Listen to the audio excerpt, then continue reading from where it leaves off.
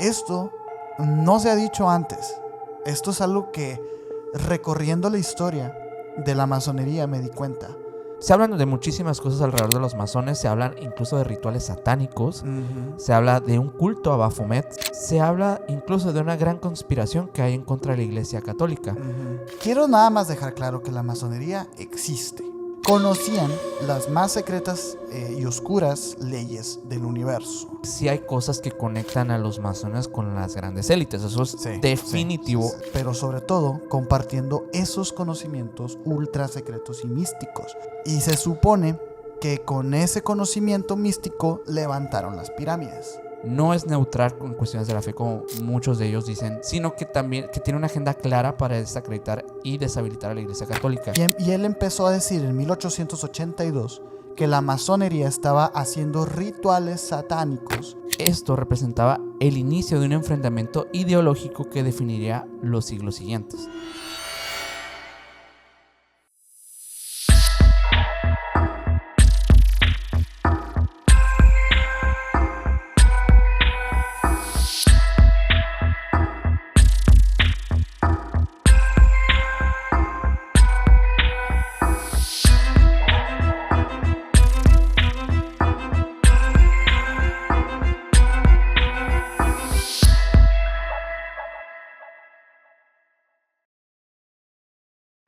¿Qué onda, Menor? ¿Qué onda, Sergio? ¿Cómo estás? Muy bien, aquí otro capítulo más contigo. Sí.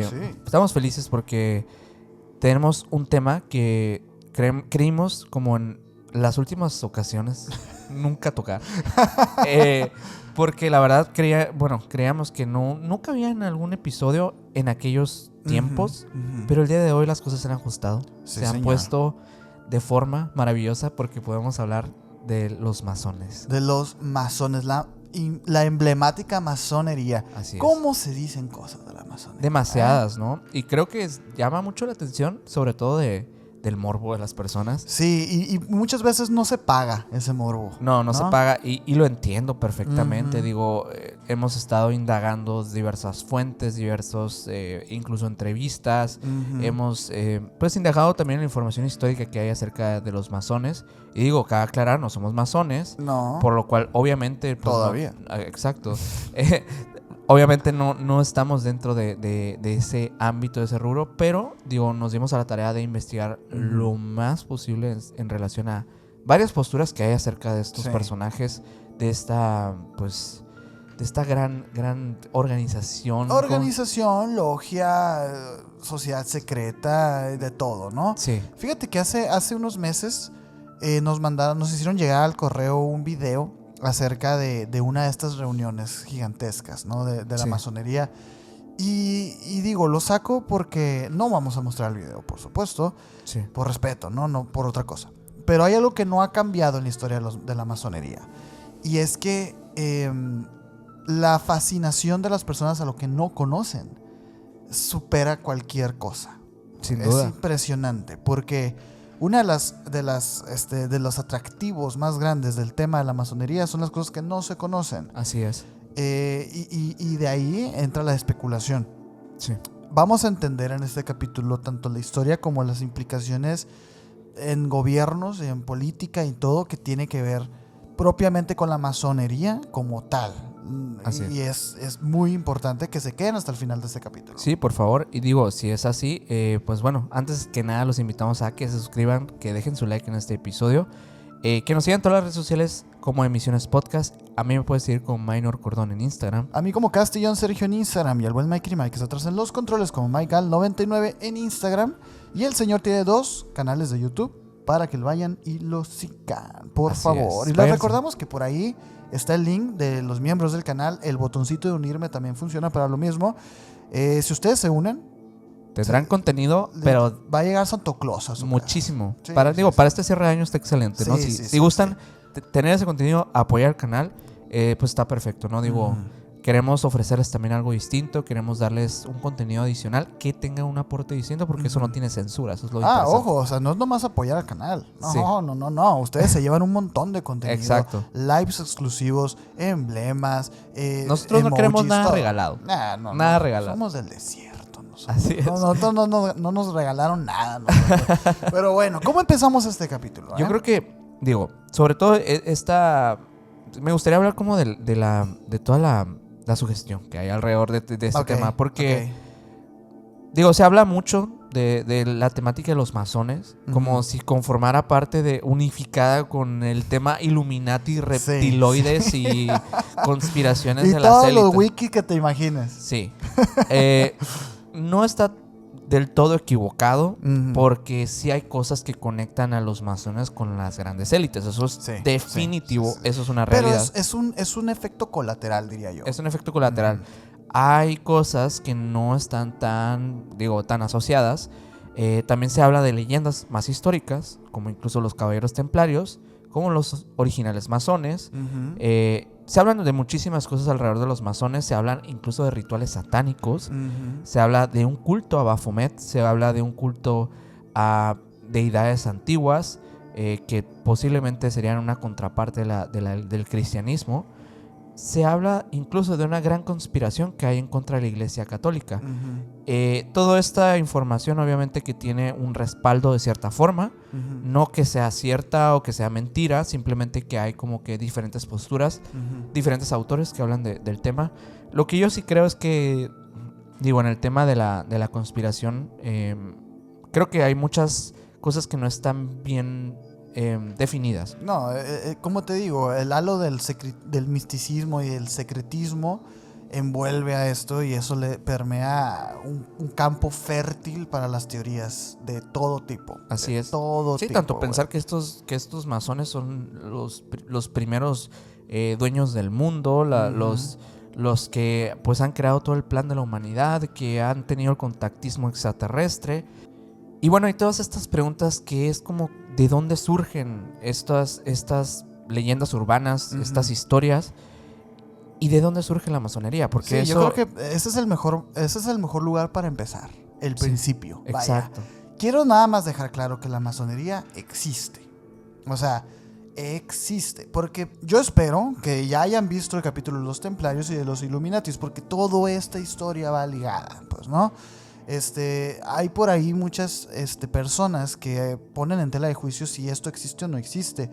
El problema es que ¿a qué es lo que le estás preguntando que existe o no existe? Como tal, la masonería existe. Claro. Ya que sea esta élite y todo, eso ya es diferente. Pero ahorita vamos a empezar con esto, pues, ¿no? Mira, se cree que su origen pudo haber sido en los gremios medievales, así, ¿no? Ya que estos artesanos, porque así es como ahorita van a entender. Sí, adelante. Estos se dividen en 3 clases, ¿no? Ajá. Aprendices, oficiales y maestros. Serían los niveles, por así decirlo. Los primeritos, así. Los que yo diría son los únicos oficiales, ¿no? Pero según la leyenda, estas personas, que eran como los artesanos, los constructores, conocían las más secretas y oscuras leyes del universo. Sí. Aunque solo se trataba de albañilería, y lo que sí era cierto es que se guardaban las técnicas más avanzadas solo para ellos, y el manejo de ciertas herramientas, etcétera, pues, ¿no? Se les llamaba francmasones al principio. ¿Por qué? Porque en francés el franc significa libre, y es que ellos, por ejemplo, podían ir y venir de ciudad en ciudad, de país en país, de rey y rey, construyendo lo que ellos quisieran. O sea, lo que a ellos les encargaban. Ellos como que no tenían... Eran unos nómadas constructores, pues. Más que eso, por ejemplo, en esos tiempos conocemos muchos pintores renacentistas que le trabajaban a un papa. O que le trabajaban a un rey, ¿no? O sea, así como estos no. Estos, Miguel Ángelo, por ejemplo. Un ¿no? Michelangelo, un Da Vinci, que nada más así, ¿no? Que por encargo del clero, del... duque, fulanito. Que tenían, que se les llamaban mecenas, pues, ¿no? En esos tiempos. Pero no, estos señores iban y venían, no le rendían cuentas como a alguien en específico. Podían estar con un rey y al día siguiente construirle un castillo al rey opositor, ¿no? Y no pasaba nada, por eso eran libres, por eso los franc, ¿no? Y el masón, que significa albañil, así de fácil, ¿no? Ellos no se regían ante ningún rey ni ningún papa. Según el antiguo manuscrito de Matthew Cook, que este es muy importante en esta historia, dice que el primer albañil es un personaje bíblico. Este personaje bíblico se llamaba Jabal y era hijo de Lamec. que a su vez era hijo de Caín. Caín, pues de Caín y Abel, que eran los descendientes directos del mismísimo Adán y Eva. Entonces, estamos hablando de que el linaje ahí empezó. Y bien interesante porque a sus hermanos, los hermanos de Jabal, se les atribuyen también otras invenciones y otras técnicas bien como modernas, pues, ¿no? Que es, un hermano fue el primer herrero, otro hermano fue el primer que manejaba las telas y la ropa y así. Se supone que estos conocimientos de estos tiempos se tallaron en 2 grandes rocas que se subieron al arca de Noé y que sobrevivieron el diluvio. Sí. Muchos siglos después, esos conocimientos se redescubrieron, y quienes redescubrieron no fueron otros más que los egipcios. Bien interesante y se supone que con ese conocimiento místico levantaron las pirámides. Okay, entonces, esas no se las sabían. En teoría, los masones levantaron las pirámides de Egipto. Es que, ojo, aquí todavía... No son masones. O sea, masones es albañil. Sí, claro, entonces, es el concepto. O sea, los masones originales, es decir, los albañiles, que eran estos que, como bien dices, eran albañiles libres, o sea, que no rendían cuentas a algún reino, fueron los primeros que construyeron las pirámides de Egipto. Se supone que sí, debido a que estos egipcios redescubrieron esos conocimientos perdidos, que eran conocimientos prediluvianos, pues, ¿no? Claro. Entonces ellos con ese conocimiento, pues, levantaron sus grandes edificaciones, los obeliscos también, y es por eso que el simbolismo también de los masones, de los francmasones ya posteriores en la Edad Media, pues tenían muchas como cosas egipcias, ¿no? Porque también venían de ahí. Por ejemplo, el ojo de Horus. El ojo de Horus, las pirámides, los obeliscos, la balanza. Y es que se supone, fíjense, se supone que estas rocas, estas tablillas, años después se les conocería como las tablas Esmeralda. ¿Y por qué? Porque mira, se supone que el gran maestro de los egipcios fue el dios Tot. Aquí hay como confusiones en la parte de Egipta, porque si ustedes ya vieron el capítulo del libro de los muertos o de los grandes misterios de Egipto, se sabía que, por ejemplo, el faraón no era una persona que no un personaje que representaba a un dios, sino era el dios, ¿no? Hay por ahí confusiones porque se supone que el dios Tot se le llamó también así como porque él fue el primer gran maestro albañil.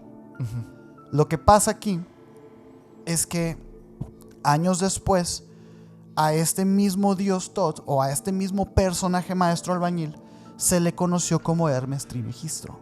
El creador del hermetismo. El creador del hermetismo y el tema de las tablillas Esmeralda y todo eso. Uy, el tema de Hermes Trismegisto también es un tema. ¿No? Un episodio merecerá. A lo mejor, pues, ¿no? Y ahora sí la historia, hasta aquí vamos entendiéndonos, pues, ¿no? Ahora sí que la historia nos lleva a Tierra Santa, a Israel, en las épocas del rey Salomón. Gracias a todo esto, poco a poco se empezó a ver como una especie de organización secreta en la que los albañiles se pasaban conocimiento de boca a boca. Como no había este estudio o no se aprendía como oficios y así, la albañilería era como exclusiva de ciertas personas, pues porque era algo más difícil de hacer que la carpintería, que esto y que lo otro. Entonces, y aparte que se ocupaba como más recursos, entonces como que los albañiles no eran no era cualquier persona. Y como todo, pues si era el padre albañil, el hijo también era albañil y el nieto también era albañil. Sí, pues era un oficio de herencia, básicamente. Entonces, como estos eran libres y podían irse de pueblo en pueblo, compartían los conocimientos, pues, de que la polea, que está la herramienta, etcétera, pues, ¿no? Pero de repente se empezó a hacer como secreto este gremio. ¿Por qué? Porque ya empezó a incluir saludos, apretones de manos, señas. Había como ya un código entre ellos, pues, ¿no? Esta es una teoría del nacimiento o el origen de la masonería. Hay otra, pero hasta aquí cómo vamos. Ok. Vamos entendiendo cómo se va construyendo, ¿no? O sea, que empieza como un oficio, un oficio que tal vez pues es de mucha antigüedad. Personas que se van heredando tal vez un conocimiento, no solo digo de manera empírica, porque obviamente van construyendo, van entendiendo como que ciertas formas de construir, de construcción como tal, de hacer grandes edificaciones, sino también de una enseñanza que tal vez entre una cultura, subcultura que estaba entre estos creadores de los grandes edificios, pues empieza a permear y pasar de generación en generación. Entonces, sí. Y es que no es difícil asimilarlo a la actualidad. O sea, digo, algún plomero, algún carpintero tendrá sus mañas.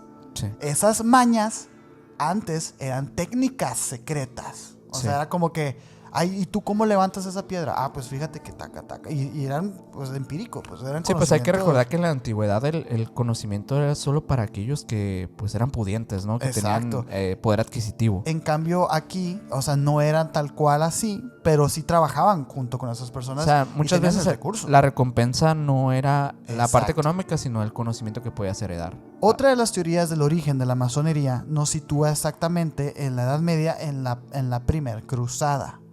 La idea, como ya lo platicamos en el capítulo de los templarios, era crear como una ruta segura para los peregrinos hasta las tierras donde había estado Jesús, ¿no? Sí. Resulta que en esta parte es donde se entrelazan las historias, porque aparecen los caballeros templarios. Sí. Y ellos comenzaron a hacer excavaciones en el templo buscando aquella preciada reliquia. Para más información, pues vayan a ver el capítulo. templario. Pero bueno, en resumidas, podría ser el Arca de la Alianza, podría Sí. ser mil cosas. Todas las cosas que tuvieron que ver con Cristo. Entre todas esas cosas, se dice que encontraron unos manuscritos hechos por los esenios.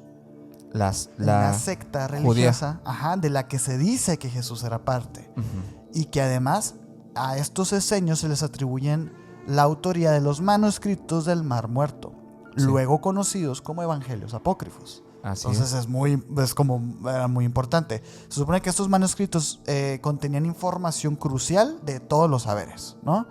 Entre ellos, una especie de forma de entablar una comunicación entre Dios y los hombres. Estos conocimientos serían muy importantes porque se terminarían integrando a lo que después fue la masonería ya más formal.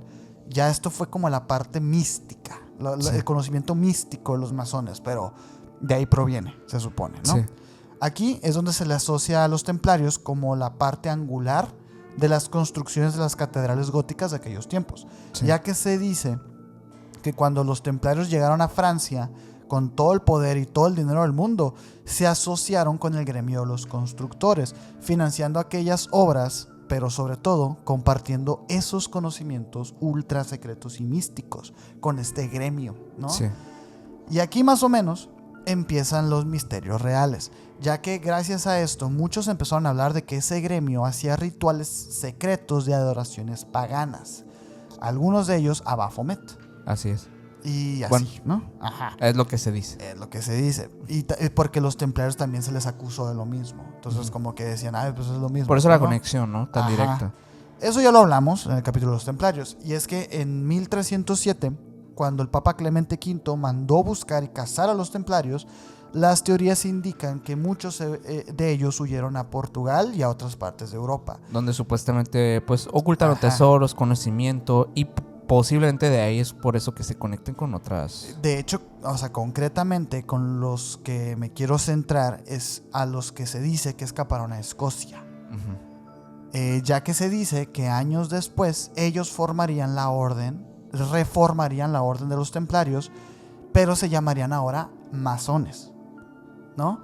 Esta masonería alcanzaría su punto más álgido en el siglo XV, ya que incluso en Edimburgo el gobierno oficial lo reconoció como un gremio comercial, pero esto les quedó pequeño y comenzaron a hacer logias también, ¿no? Uh-huh. Una de sus obras más emblemáticas y más misteriosas es la capilla de Roslin, que se dice que tiene la misma distribución que el primer templo de Jerusalén, Uh-huh. el templo del rey Salomón. Sí. Tú traes ahí, por ejemplo, información, ¿verdad? Del templo Sí. con respecto a la masonería. Pues. Si recuerdas, bueno, cuando hablamos de este templo, ¿no? De que hay una conexión directa, pues obviamente con los masones y el rey Salomón. Se hablaba de que el rey Salomón fue posiblemente el primer masón, o de donde se origina todo el mito de la masonería. Sí, más eso, ¿no? Bueno, porque decir como el primer albañil, pues es jalán. Exacto, ¿no? Sí. Pero hay algo muy curioso que he hecho dentro de la, digamos que de los relatos o de la leyenda de la masonería. hay un relato que es mítico. Es una de las cosas que, digamos, enseñan a los masones ciertas lecciones. Lecciones que tienen que ver con la simbología, de hecho, la simbología masónica. Es el relato de Hiram Abif, uno de los pilares, digamos que fundamentales de los rituales y enseñanzas de la masonería. Hiram Abif es presentado como un arquitecto y artesano excepcional elegido por el rey Salomón para construir el templo de Salomón. Nada más y nada menos. Exacto. El primer templo de Jerusalén. Sí. Así. Esto según la tradición bíblica, ¿no? Y esto pues lo voy a dejar así nada más porque ahorita más adelante vamos a hablar de esto de las cosas bíblicas y por qué los masones tienen este conocimiento, estos relatos de la Biblia y por qué no sabemos de ellos popularmente. Ahorita vamos a hablar de eso. Pero bueno, Hiram era hijo de una viuda de la tribu Neftalí y poseía habilidades extraordinarias para trabajar el bronce y otros metales. Así como tal vez se hablaba de la alquimia, ¿no? Pero en aquellos años todavía no existía. No, aquí eran brujos, nada más. Sí, pero o personas pues que eran herreros o personas que trabajaban directamente con materiales de este tipo. Metalúrgicos. Pero sí, esto iba como de algo, de una habilidad extraordinaria que él tenía. En el relato masónico estas habilidades se extienden al diseño arquitectónico, la escultura y la construcción. Bajo la dirección de Salomón, Hiram lideró un equipo de constructores organizados en 3 niveles jerárquicos. Pues estos aprendices, compañeros y maestros que mencionaste al inicio. Sí. Eso es como una constante, ¿eh? Eso es una constante. Y te digo, por eso es un relato como muy típico, porque muestra mucho de la simbología, de las palabras que se utilizan, y de hecho ahorita vas a ver lo de la palabra, ¿no? Como tal. Cada grupo tenía su propia contraseña secreta que les permitía demostrar su rango y acceder a sus derechos y responsabilidades. Una de las, digamos que las partes centrales es la leyenda, de esta leyenda es la palabra del maestro, así, tal cual. Esto era un conocimiento sagrado transmitido únicamente a los maestros albañiles. Este conocimiento no era solo técnico, sino también de ámbito espiritual y otorgaba al poseedor un entendimiento profundo de los misterios del universo. Hiram Abif era el guardián de este secreto, de este gran secreto de la palabra del maestro. Y según la tradición masónica, lo había jurado proteger hasta que se pudiera transmitir legítimamente a un sucesor que fuera digno, ¿no? Su lealtad a este juramento, pues básicamente es el núcleo de la historia porque es algo que con esta historia promueven esa lealtad, ¿no? Al juramento. Según la leyenda, 3 compañeros albañiles conocidos como los rufianes, Jubelo y Jubelum, conspiraron contra Hiram Abif. Estos hombres ambiciosos querían obtener la palabra del maestro para ascender rápidamente de rango. Y obviamente con esto obtener privilegios y todo esto que tenían los maestros. El plan de los rufianes era el siguiente. Ellos sabían que Hiram tenía un horario muy estricto y pues que no podía fallar en él porque pues era mucha puntualidad, mucha exactitud con todo lo que tenía que hacer, ¿no? Entonces sabían que cada día al mediodía Hiram entraba solo en la cámara del medio del gran templo, ¿no? Una sala secreta donde meditaba y trazaba los diseños del edificio. Los rufianes decidieron pues atacarlo en diferentes puntos de la salida del templo con la intención de forzarlo a revelar la palabra del maestro. Y bueno, Jubela, el primer rufián, lo esperó en una de las puertas del templo. Cuando Hiram intentó salir, Jubela le exigió la palabra del maestro. Hiram se negó rotundamente, respondiendo que no podía traicionar aquel juramento que le había jurado proteger para toda su vida. Del gremio, pues. Exacto. Y enfurecido, Jubela lo golpeó en la garganta con una regla, dejándolo gravemente herido, pero aún con vida. En la segunda puerta, Hiram, tambaleándose intentando escapar por otra de las puertas, sale Jubelo. Este también le exigió el secreto, pero Hiram se negó a dárselo nuevamente. Jubelo lo golpeó en el pecho con una escuadra. Y este causó una herida aún mayor, dejándolo aún más grave, pero aún con vida. Y ya por una tercera puerta, como un intento desesperado, Hiram va a la tercera puerta donde... Y lo agarra con una G, ¿no? donde obviamente estaría el tercer rufián, Jubelum. Este, al igual que los otros, le exige la palabra al maestro. Hiram, firme en su juramento, se negó una vez más y este, enfurecido, lo golpeó mortalmente con un mazo. Obviamente esto ya causando su muerte, ¿no? Tras el desvivimiento, los rufianes temiendo ser descubiertos, escondieron el cuerpo de Hiram en un lugar cercano al templo. Según el relato, lo enterraron en una tumba improvisada y plantaron una rama en ese lugar digamos que sobre ese lugar para marcarlo, ¿no? Cuando los trabajadores del templo notaron la ausencia de Hiram, el rey Salomón ordenó pues una investigación que diera con el paradero de él. Los rufianes en ese momento, pues conforme los testigos y todo, fueron capturados y tras confesar el crimen, pues fueron severamente castigados, simbolizando pues obviamente la justicia divina contra ellos, ¿no? Al descubrir el cuerpo de Hiram, los maestros albañiles intentaron recuperar la palabra del maestro, que sabían que la tenía. Sin embargo, se consideró que, pues, a pesar de los esfuerzos, pues él ya estaba totalmente sin vida y aquella palabra había quedado perdida para toda la eternidad. Como resultado de todo esto, los masones adoptaron una nueva palabra simbólica que representaba la búsqueda continua del conocimiento perdido. Y en los rituales masónicos este evento se recrea nada más como un simbolismo de la muerte del ego, como la necesidad del sacrificio para el bien común y la búsqueda incesante de la verdad y la perfección espiritual, y también pues esta parte de la lealtad, ¿no? Es verdad que se habla mucho del montón de simbolismos que tiene la masonería, y ese en concreto sí es como uno de los más importantes. Sí. Sobre todo porque viene desde tan antes. Sí. Porque sí, la masonería ha tenido varias etapas. Exacto. Hasta este punto de la historia estábamos hablando de que esto nada más era como un gremio de constructores. Sí. En el que se pasaban información de boca a boca, ¿no? Entre herramientas y etcétera. Y existía este secretismo. Hasta aquí, esto es la masonería, pues, ¿no? Para el año 1535, muchas logias, porque ya esto empezaba a ser una logia. ¿Qué significa esto? Que era más bien como... Ya empezaban con dogmas, pues, ¿no? Con rituales, con esto, con lo otro. Y ya se alejaba un poquito del compartimiento, de compartir conocimiento. Ya era como un poquito más de misa y todo esto, ¿no? Las logias empezaron a crecer mucho, en especial y empezó a expandirse mucho en toda Europa en esos años. Pero la masonería en concreto sintió un parón con algo que se le llamó como la Reforma Protestante de Martín Lutero. Esa es otra historia también. Sí. Pero ahí como que fue el primer parón que hubo. Como que estaba expandiéndose así como la espuma. Sí. Y fue un no. Vamos a reformar la iglesia, ¿te das cuenta? Y ustedes entran como en culto. Entonces ahí se hicieron unas reformas, etcétera, pues, ¿no? Años después apareció un señor llamado William Shaw. Ese también es muy importante en la historia de la masonería. Él es en aquel momento fue como de los principales constructores del rey. Él se considera el maestro principal de la masonería, y en 1599 escribió el Estatuto de la Masonería. Por primera vez en la historia existió este documento, pues, ¿no?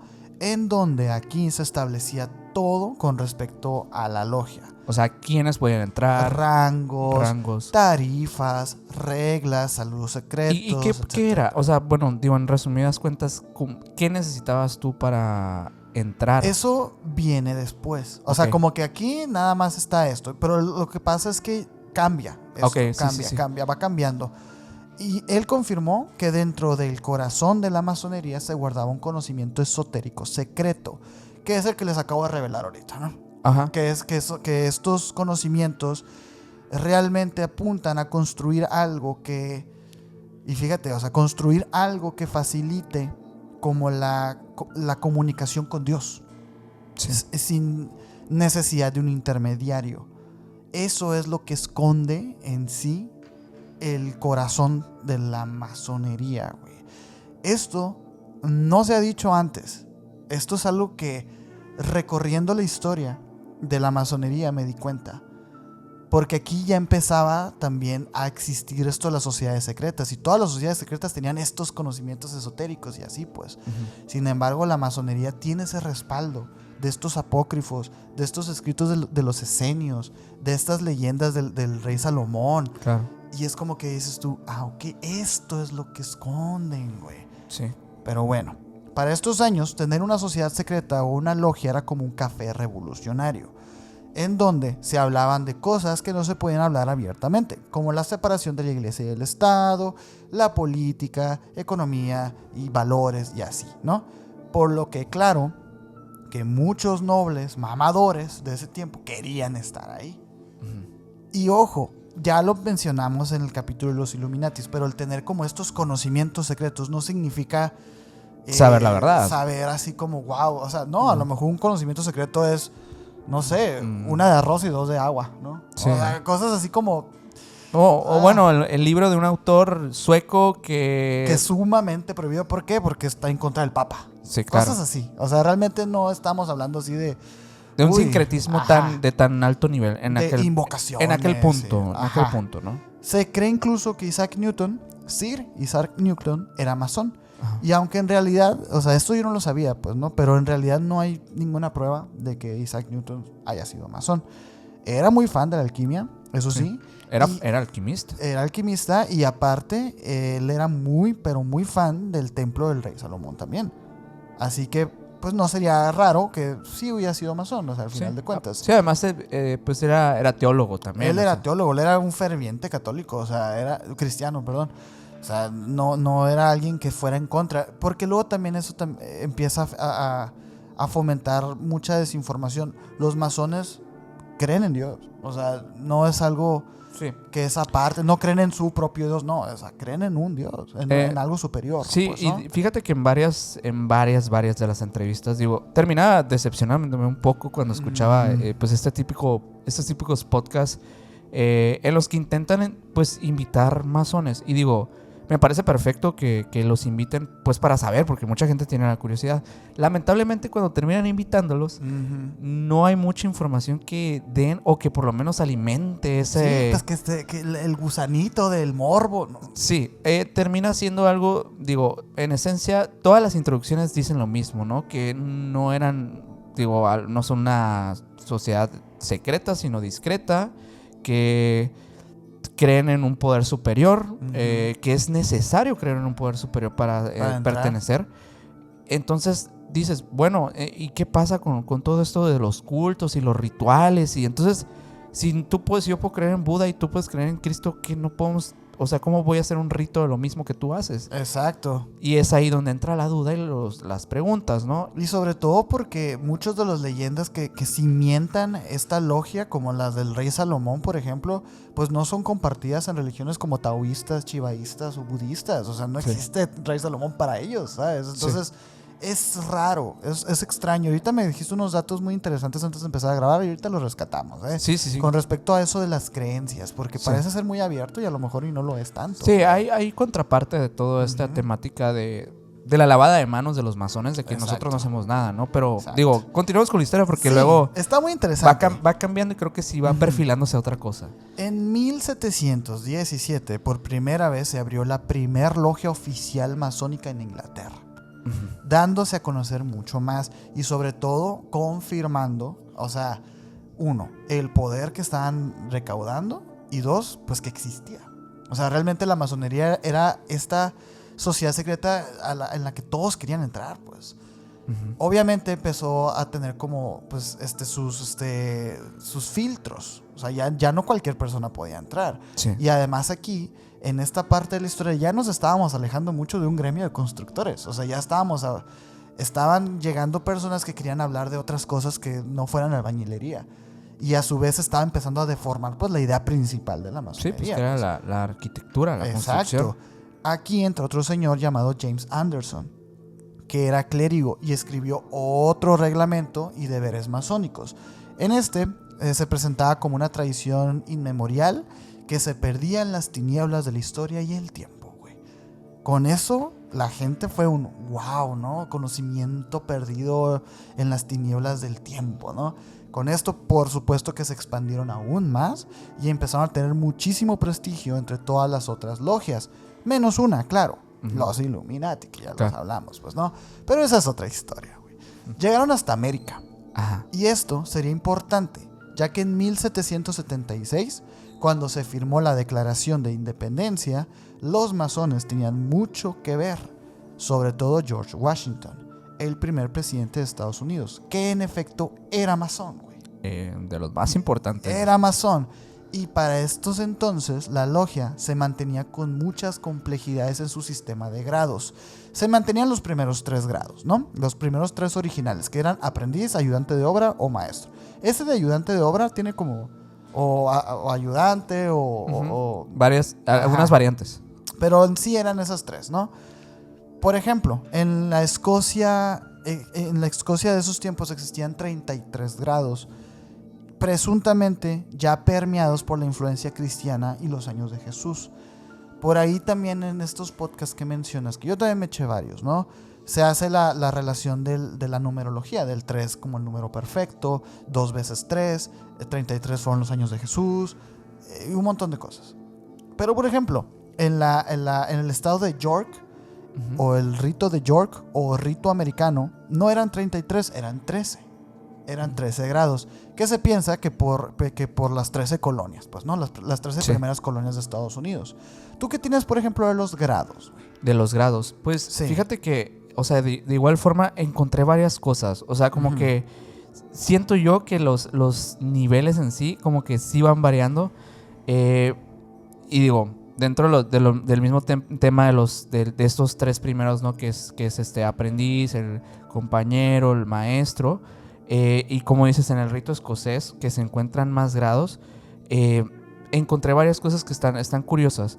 Por ejemplo, que del grado del 4 al 14 existe lo que, digamos que ellos, bueno, catalogan como el capítulo de la logia de la perfección. Exploran ellos como unos conceptos que van más por el tema filosófico, histórico y místico. Y en esto se enseñan más que nada sobre temas morales, temas que tienen que ver con la ética. Y es una lucha constante contra la ignorancia. De hecho, muchos de ellos, o sea, hablan como de este tema de que luchamos contra, pues, ser inculto, básicamente, ¿no? O sea, como que el hecho de ser masón es nutrir a la sociedad con el conocimiento. Por otro lado, cuando va avanzando los niveles, por ejemplo, en el 15 al 18, que es el capítulo de los Rosacruz, que también es otra... Uy, ese es otro cantar. Es otro cantar. Que también tiene que ver con los templarios. Pero templarios que llegaron a otro lado, ¿no? Sí. Que es una historia también interesante que tal vez después si les podamos gusta, platicar. Si les gusta, que tiene más que ver con un tema místico también.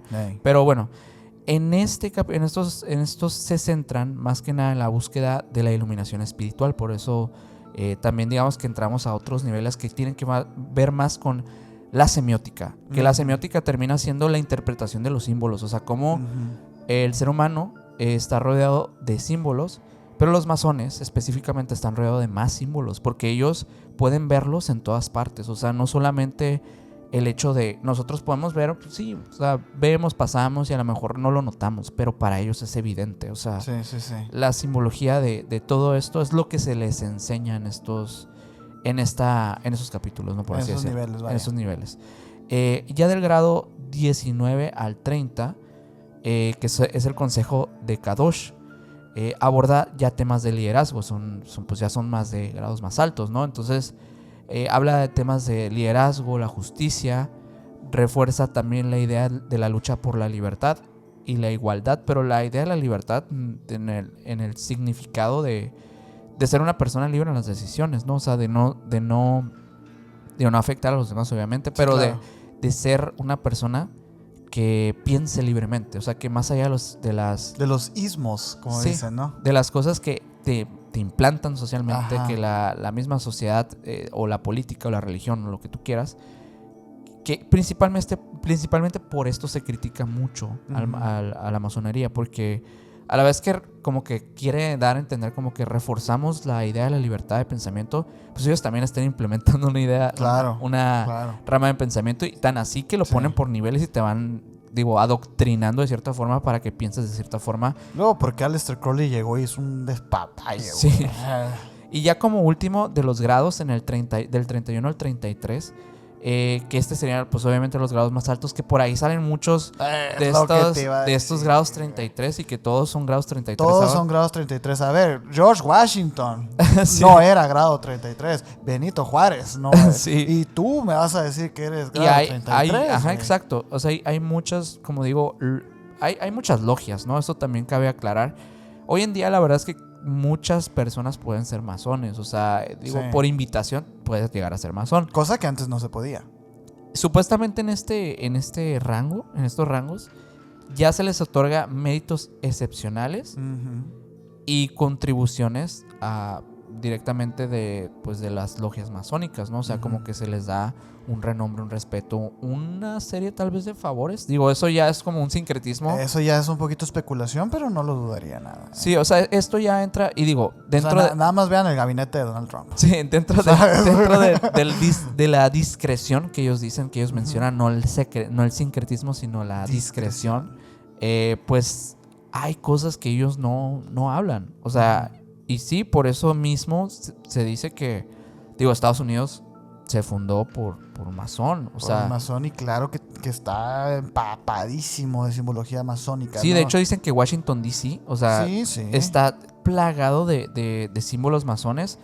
Hay un monumento, el monumento a Washington, de hecho, que es un obelisco que tiene más de 169 metros de altura, que está dedicado a George Washington. Tiene 169, no más. Bueno, porque es como exacto, pues todo es como muy exacto. Muy exacto. Bueno, ese pues obviamente ya lo conocemos, creo que todo el mundo lo ha visto. Igual vamos a poner aquí una imagen. El obelisco pues es un símbolo egipcio adoptado por la masonería representando la iluminación y el poder espiritual. A mí me llama mucho la atención ese tipo de información, ¿no? Porque dice, es un símbolo egipcio adoptado por la masonería, y es como, no, es lo mismo. O sea, no es que los masones dijeron, qué bonito obelisco, vamos a decir que es de nosotros. No, es que acuérdense, Thoth, Hermes Trismegisto, fue quien descubrió ese conocimiento. O sea, realmente no viene de ellos, no es como que lo adoptaron, pues. Por eso también es el ojo de Horus, que no es tampoco ni de los masones ni de los Illuminatis. Por mucho tiempo en las iglesias cristianas existía ese símbolo como el símbolo del ojo que todo lo ve, que es Dios. O sea, realmente antes es también es un sigilo muy poderoso, pero ni es malo ni es bueno, solamente es un símbolo que se ha usado en diversas... Sí, es que luego también toda esta simbología que ya ha estado en otras culturas, y digo, ya lo hemos hablado en infinidad de episodios, pues se ha terminado hasta conformando parte de este pánico satánico, ¿no? Que todo lo que sea una pirámide es de los Illuminati. Digo, de verdad, si no han visto el episodio de los Illuminati, los invitamos a que lo vean, porque en ese hablamos mucho de esta parte de la conspiración, de cómo se construye una conspiración. Porque en el caso de los Illuminati, lamentablemente, eran quienes ni la debían. No. Y ni hicieron nada al final. O sea, no terminaron construyendo, haciendo nada relevante, y al final de cuentas fueron los que terminaron pagando el precio y la quemada histórica. Sí. Incluso más que los masones, me atrevería a decir. Más que los masones, y es que ni uno ni otro es realmente el culpable, pues, de... Nadie es bueno ni malo, simplemente son cosas que existen. Así como el mismo Vaticano puede tener cosas buenas y cosas malas. Sí, claro. Todas las organizaciones, las órdenes secretas, los cultos, todo puede tener algo bueno. O sea, yo estoy totalmente de acuerdo con eso. Pero pues digo, una cosa es eso y otra cosa es deformar la historia para... Deformarla o empezar a decir, divulgar, pues, información que es completamente falsa. Por eso es bien importante analizar la historia, porque fíjense, o sea, hasta donde vamos ahorita en la historia, pues, ¿qué? Eso es un grupo de personas que se juntan y hablan, ¿no? Sí. Y que poco a poco, pues, va llamando la atención de más y más personas, entre ellas, pues, gente de poder. Sí. O sea, no que la masonería solo acepte personas de poder, sino que, pues, es que así fue permeándose en la historia. Sí. Y de hecho, o sea, digo, esto de los grados y así, pues, se estipula en este libro, pues, que te menciono de Anderson, pero, y obviamente, pues, ¿no? Según ibas avanzando, se te iban desbloqueando nuevos saberes y nuevos conocimientos en que cada nivel, o sea cual sea el nivel, digo, si fueran 33, 13 o 69, lo que tú quieras, cada nivel te proporcionaba información nueva, que se supone que te iba a acercar más a Dios. Y aquí entra un poco la polémica, porque a ellos Dios es para ellos el gran arquitecto. No es Jesús, no es Jehová, no es Buda, o sea, es Dios, así, ¿no? Y aquí empiezan también a mitificarse las condiciones para que tú entres, ¿no? A esta logia. Y lo primero que tienes que hacer en ese momento, porque ahorita ya cambió eso, pero tú necesitabas ser hombre. Tenías que ser hombre, tenías que ser fuerte, no tener antecedentes penales, policíacos, tener solvencia económica y ser creyente. Y ya, era lo único que necesitabas para ser masón. ¿Por qué la solvencia económica? Porque al final de cuentas esto no dejaba de ser una iglesia, pues, ¿no? Entonces, pues había que dar cooperacha, ¿no? Para claro. que se construyera, para que se imprimieran cosas, para que se divulgaran las palabras, y sobre todo estos simbolismos de los que siempre se ha hablado, pues estos collares, estas faldas, toda esa nomenclatura, pues alguien tenía que pagarla, pues entonces de ahí salía, pues, ¿no? Pues al día de hoy dicen que es una organización filantrópica.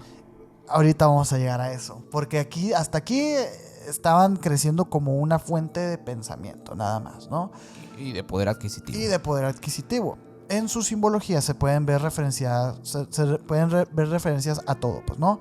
Pero el más conocido, sin duda, es la escuadra y el compás, ¿no? Sí, por lo mismo, tal vez de esta historia. Por supuesto, o sea, de hecho, eso es, no hay más. O sea, son masones, son albañiles, se supone. Sí.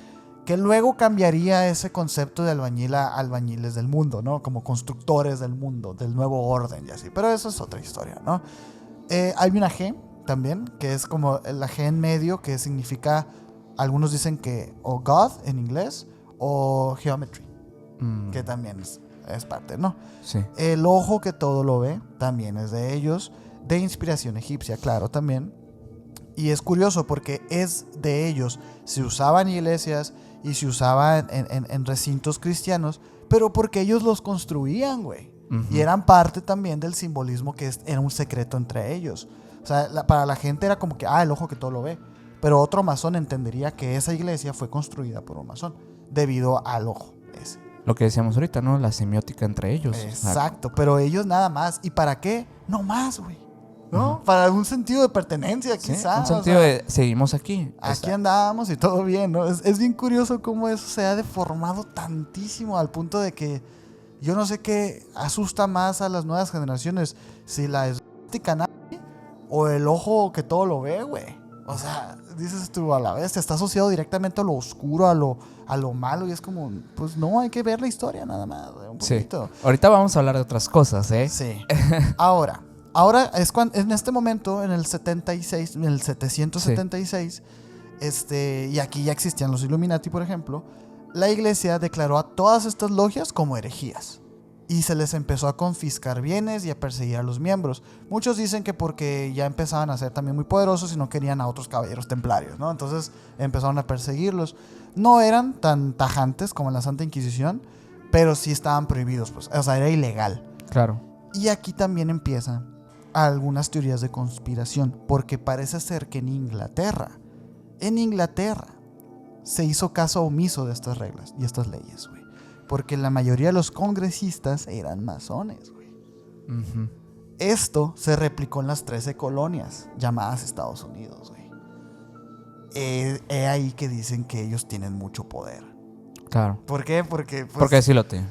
Pues lo tenían, pero no era porque ellos se organizaron ya en el poder, o sea... Sí, sino que ya estaba... Cuando esto se empieza... Cuando ya estaba consolidado, vaya, uh-huh. Sale por otro lado en otros países, o sea, la conspiración. Así de fácil, mira este ejemplo. Imagínate que te gusta ir al fútbol, güey. Uh-huh. Y tú tienes poder, ¿no? O sea, tú eres político, lo que sea. Y de repente cancelan el fútbol. No, pues yo voy a seguir yendo, ¿sabes? Uh-huh. Como, o sea, yo voy a querer seguir yendo, no me importa. A ver, denúnciame, ¿no? O sea, como que por ahí fue, pues, la cura. O sea, realmente no es tanto así de que ellos controlan y están fuera de la ley. Pues eran unos revolucionarios nada más, pues, ¿no? Bueno, era una organización. Era una organización que tomó cierto poder, ¿no? Yo no sé si aquí ellos se dieron cuenta de, oye, pues mira, no nos pueden hacer nada. Y empezaron pues no eran ningunos donadies, ¿no? No eran donadies, eran congresistas. Era gente muy importante. Eso también creo que es un punto interesante. O sea, sí, digo, claro. no define una pero de ahí nace, pues. O sea, claro. De ahí nace la relación el miedo. De poder e influencia de los masones hasta el día de hoy. Sí. Y es que pasa después que un señor llamado William Morgan, que fue un masón que se salió de la orden. Sí. Y por miedo a que revelasen toda la información, a este señor lo privan de su libertad y lo desviven presuntamente en Nueva York, cosa que le dio mucha mala fama a la masonería en ese entonces, güey. Porque se supone que este William Morgan tenían miedo de que divulgara, pues, la información secreta. Y así. No está confirmado, güey. O sea, sí es cierto que el vato desapareció y sí es cierto que días después apareció un cuerpo en el río, pero no sabe si que es era él. Okay. Ajá. Se hizo la conexión y mucha gente empezó a pensar que los masones pues realmente tenían este poder y que podían hacer lo que sea, güey. Uh-huh. Debido a esto, empezó un pánico por las logias.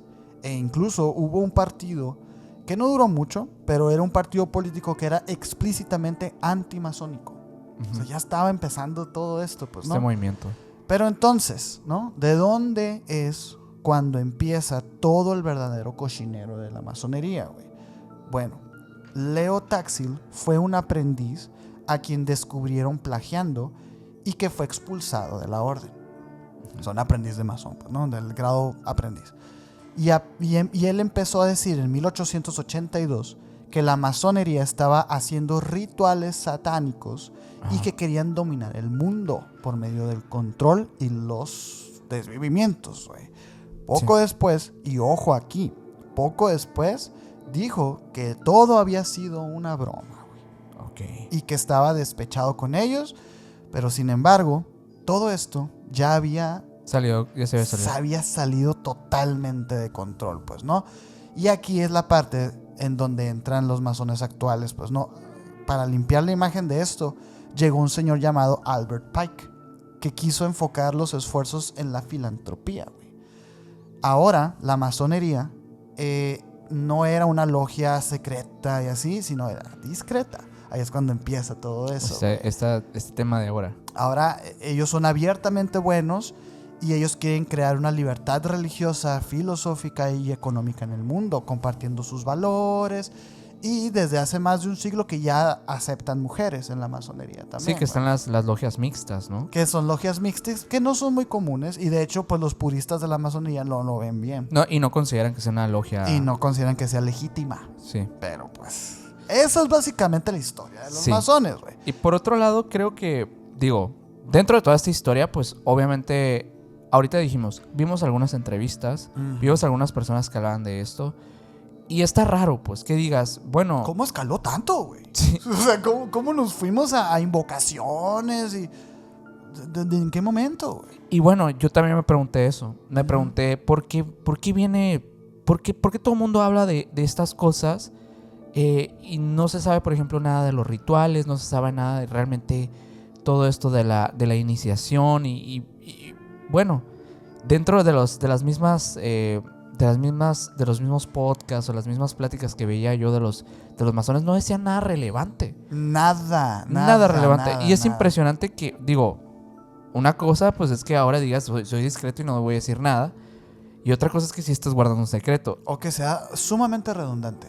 De hecho, o sea, es muy interesante que muchos podcasts, bueno, sin raspar muebles, ni siquiera me voy a enfocar en México, o sea, hablar del mundo, de España y todo. Sí. De hecho, la mayoría que vi fueron españoles. Sí, probablemente ya saben cuáles son, pero estos podcasts de Maestro Masón Grado 33 nos dice todos sus secretos, ¿no? Sí. Y te metes y está el no amigo y te dice, no, güey, nada de eso es verdad. O sea, sí. Es bien curioso porque en parte sí, o sea, en parte sí, pues si no hay nada, pues a ver, son señores que van y se ponen unas faldas y ya, o sea.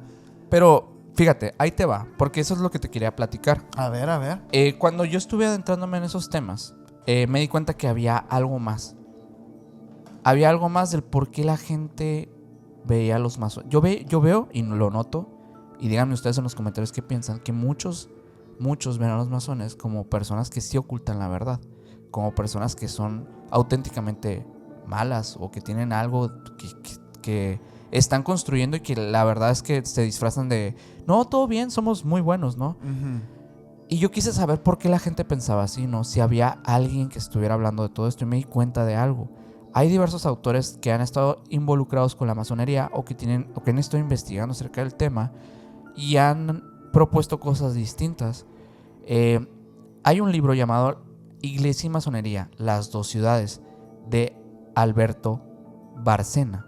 Este señor es una eminencia hablando, o sea, es muy bueno hablando. Un agasajo, vaya. Sí. Mira, y fíjate, contra lo que yo la verdad regularmente pienso, el señor es muy católico, A mí, la verdad, muchas cosas que él dice no resueno con ellas, pero lo escuché abiertamente, quise saber cuáles eran sus puntos de vista y su perspectiva. Uh-huh. Y bueno, él menciona que pues toda su tesis viene en este libro, ¿no? Básicamente. Este libro explora la relación histórica y teológica entre la iglesia y la masonería. Bárcena, con una perspectiva profundamente arraigada con la doctrina católica, presenta una narrativa que enfrenta a dos versiones del mundo, una basada en la fe cristiana y otra en los principios que asocia con la masonería. Uh-huh. A través del libro utiliza el concepto de las dos ciudades de San Agustín, el cual describe como una lucha eterna en la ciudad de Dios, representado por la iglesia, y la ciudad del hombre, encarnada en este caso por la masonería y su influencia. Uh-huh. Y bueno, la historia comienza en el año de 1717, en Londres, cuando estas logias masónicas que ahorita mencionabas, pues se establecieron. En ese entonces, pues todo el movimiento masónico se presentó como un espacio de encuentro para hombres de diferentes religiones y creencias, promoviendo ideales de libertad, como ahorita decías, igualdad, fraternidad, todo esto, ¿no? Yo te lo estoy volviendo a contar para que lo veas ahora como lo cuenta este señor, ¿no? Uh-huh. La masonería, según Bárcena, no era solo un club social o una asociación filantrópica, sino una estructura diseñada para minar influencia de la Iglesia Católica en la sociedad. Los ideales masónicos exaltaban al hombre como centro del universo, negando la necesidad de la redención divina y desafiando los dogmas de la Iglesia. Para Bárcena, esto representaba el inicio de un enfrentamiento ideológico que definiría los siglos siguientes. Desde sus primeros años, la masonería llamó la atención del Vaticano. En 1738, por ejemplo, con el Papa Clemente XII, emitió la primera condena oficial contra la masonería a través de la Bula Immanenti Apostolus Specula. En ella, el Papa declaraba que la masonería era incompatible con la fe católica, acusándola de secretismo y promover ideas contrarias contra la doctrina de la Iglesia. Y a lo largo de todo el libro, y de hecho de lo que dice este señor, que digo, recomiendo escuchar. Estaría interesante ese librito, Bárcena detalla cómo esta condena fue reforzada por numerosos papas posteriores, incluyendo León XII, quien también se encicla en Humanum Genus en 1884, denunció a la masonería como una fuerza que trabajaba para destruir la sociedad cristiana y reemplazarla con una visión secular y materialista del mundo.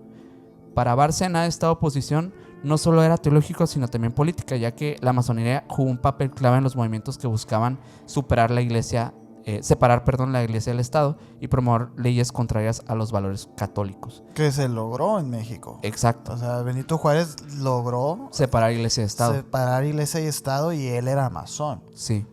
Y dice aquí mismo que, una de las ideas centrales de este libro es que la masonería no es simplemente una organización, sino también una especie de religión alternativa. Ajá. que rivaliza contra el cristianismo y que de hecho lo busca fervientemente, o sea, que quiere destruir las creencias. Bárcena describe los rituales masónicos, sus jerarquías y simbología como elementos que buscan reemplazar los sacramentos y la liturgia de la iglesia. Es verdad. De hecho, pues hay muchos rituales. O sea, recordemos pues que la misa es un ritual, ¿no? Sí. Entonces, o sea, la misa romana apostólica y todo Sí. esto.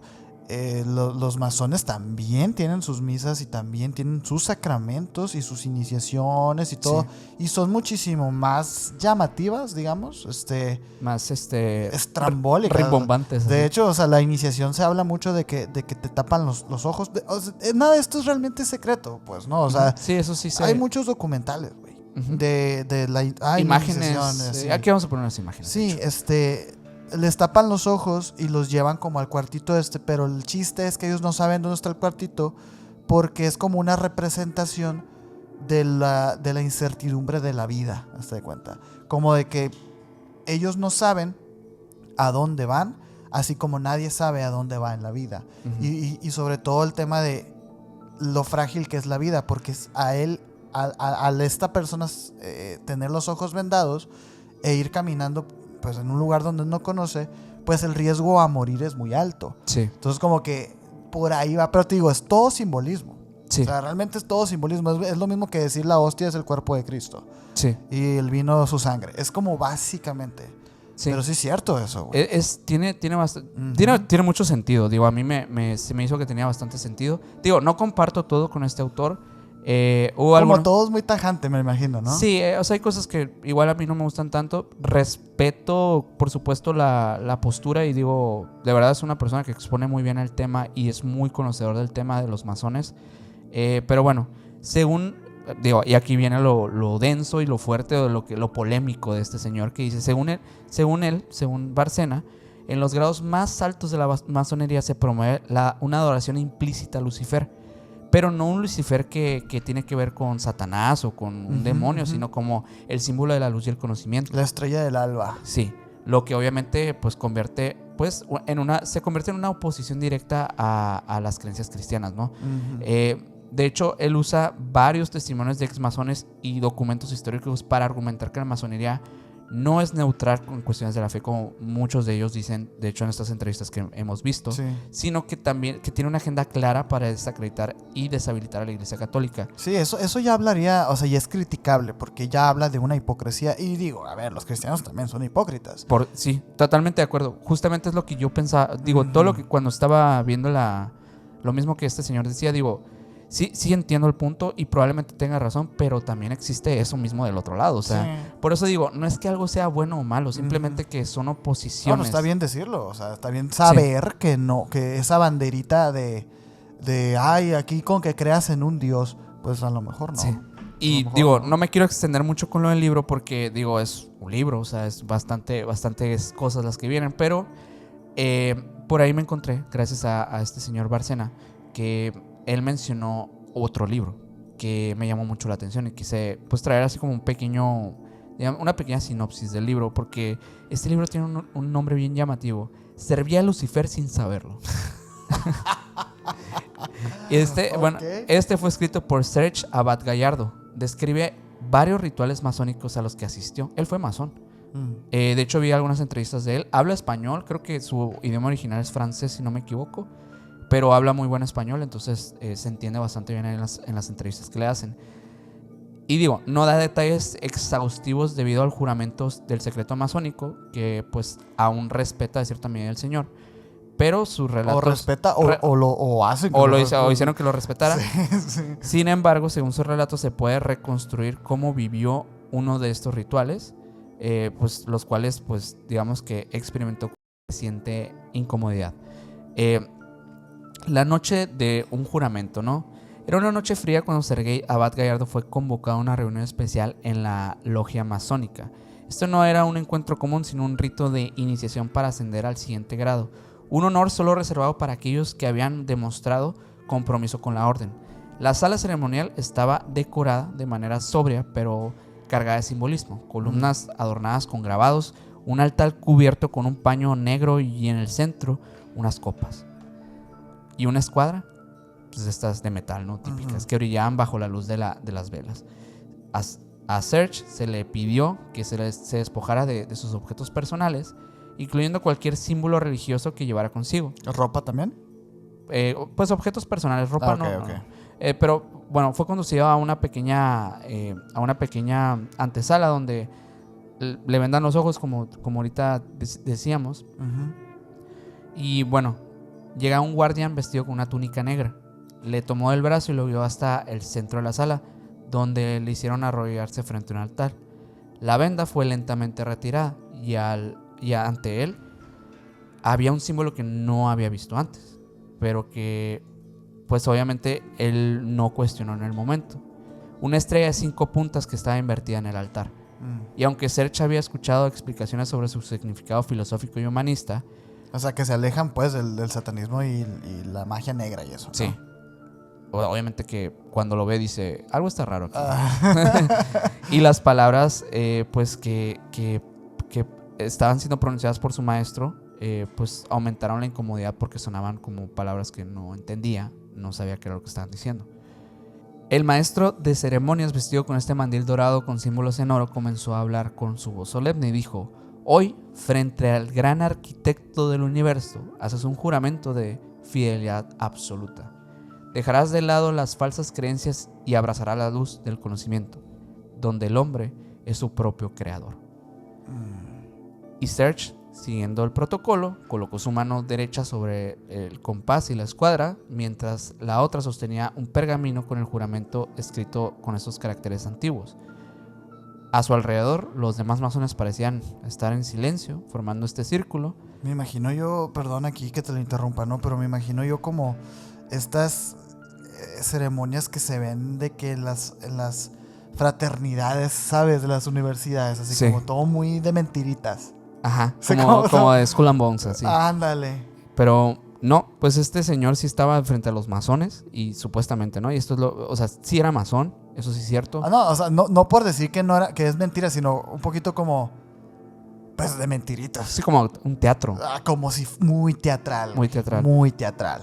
Como Y para qué, pues, ¿no? Sí, y dice él que mientras repetía las palabras del juramento, una parte de él se sintió como dividida y dijo, pues, que a qué estaba realmente dedicándole su conocimiento y dónde estaba su libertad. Ajá, sí.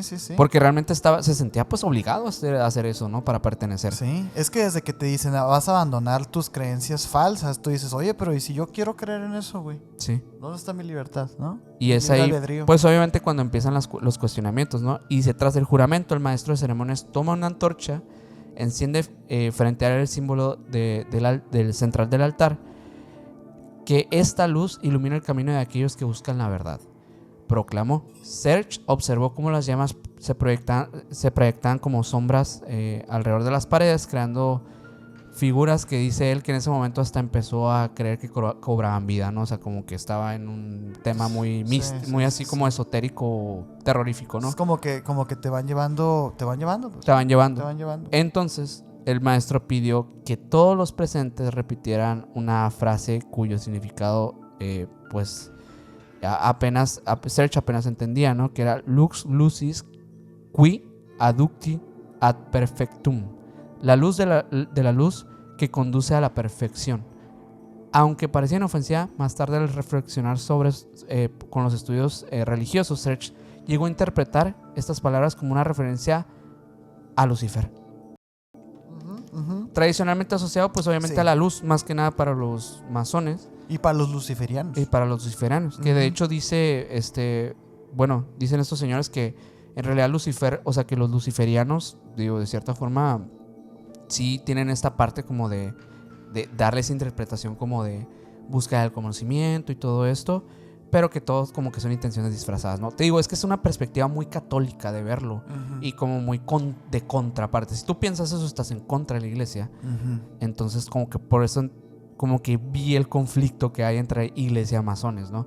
Y bueno, el ritual culminó cuando se le pidió a Serge que firmara su nombre en un libro ceremonial, sellando así su propio compromiso con la logia, aunque había pasado por varios rituales similares. Antes, en ese momento se sintió diferente, una sensación de opresión espiritual al salir del edificio esa noche.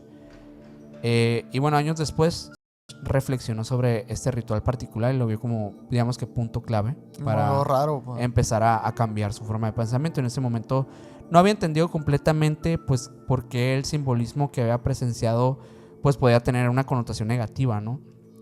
Y según él, lo que parecía ser un ritual de hermandad y de conocimiento se escondía pues un oscuro secreto a un culto de otro tipo de cosas, ¿no?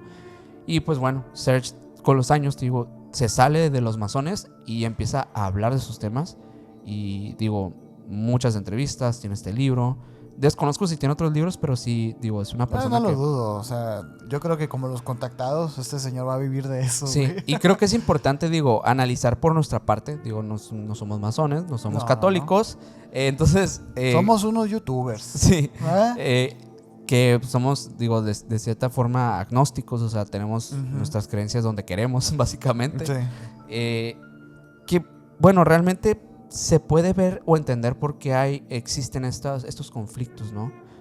Y también puedo yo ver que la gente crea que estas personas quieren dominar el mundo, güey. También lo veo, es que lo entiendo perfectamente. Sí. Por eso yo creo que es que el enemigo de la iglesia es el enemigo del mundo, cuando no es cierto, ¿no? Y no es cierto tampoco, o sea, no. Por eso es la importancia, yo creo, de haber hecho este capítulo. Sí. Porque visto en la retrospectiva del tiempo y de la historia, estos rituales, como te digo, parecen de mentiritas. ¿Por qué? Porque ya vimos la historia, ya vimos cuántas fases tuvo, cómo fue creciendo, cómo se fue expandiendo.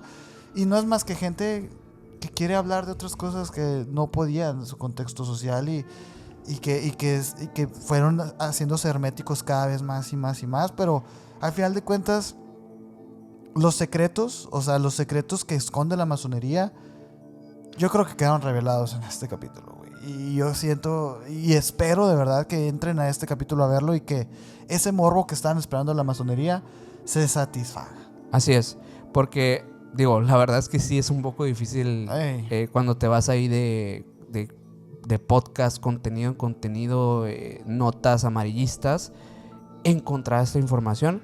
Solamente pues que se queden con eso, que hay dos perspectivas y ambas están fundamentadas en base a creencias distintas, y es por ello que de una forma se ve de una forma y de la otra de otra.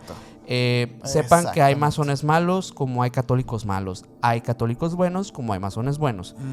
Es todo. Dicen que mi abuelo era masón, güey. Por ahí también me dijeron que el mío. O sea, fíjate cómo...